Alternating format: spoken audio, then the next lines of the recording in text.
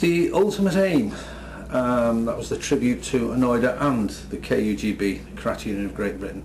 It was the most obvious thing to do. We had so much footage of Anoida Sensei, and he'd had such a tremendous influence on British karate and me too, physically as well as mentally.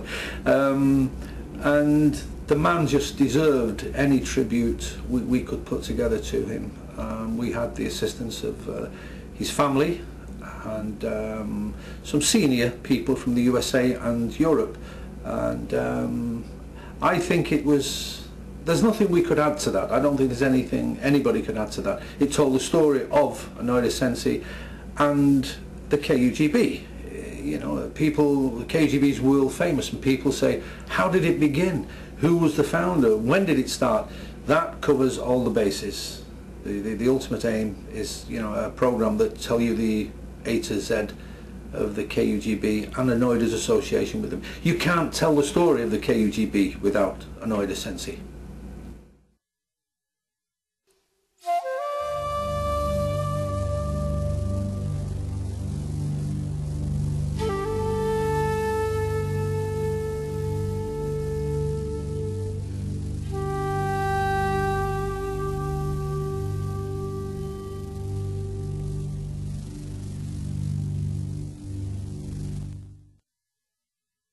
Of course, in all of these things, from the late 80s, when I had the good fortune to meet Alan Bardsley, a professional, a director, an award-winning director, who's always been there to advise and help. And as Legend moved along, he became more and more involved, to the point where it allowed me to have access to television professionals, you know, and also go along and see how the pros do it. But Alan Bardsley has always been a tremendous help.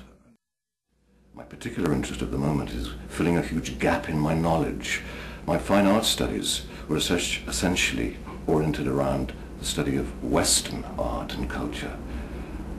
We didn't learn anything at all about the East, and it's only now, through my association with Jed Moran, that I'm beginning to realize just how little I know. And it's been a privilege actually meeting the people. The thing I find most exciting about martial arts programs are the people.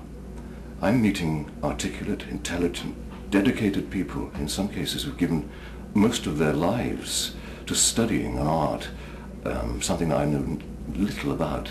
I'm still very much on the peripheral areas of this, but it's been a fascinating journey, and the way that people have welcomed me into their world has been most reassuring.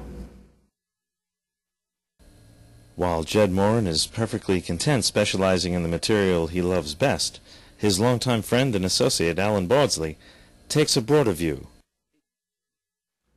The thing that's fascinating me at the moment is a concept that I'm hoping to develop into a series of programs about Qi, and really the artistic expression, this internal and external energy in people that I want to understand a little more about, whether it's in dancing, whether it's in writing, whether it's in other creative arts like calligraphy, or whether it's in the internal or the external hard martial arts, the performing arts themselves of dance and music, and together with the lifestyle aspects of Qi, because living in the West as I do, I'm very aware of how much Eastern concepts are now very much part of our everyday life, whether it's traditional Chinese medicine, or whether it's feng shui, or whether it's acupuncture.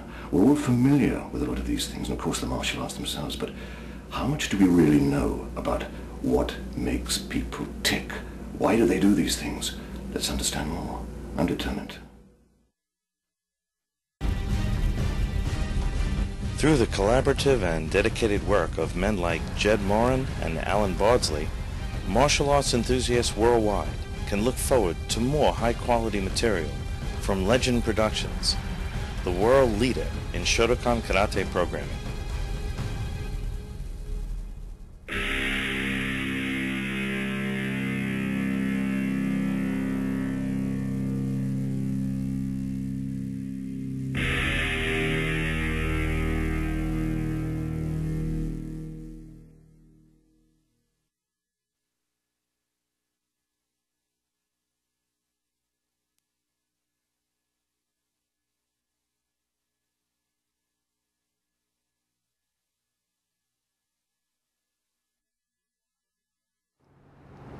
Hi, this is Lynette from Martial Arts View. If you like what you see, go to www.martialartsview.com to see even more.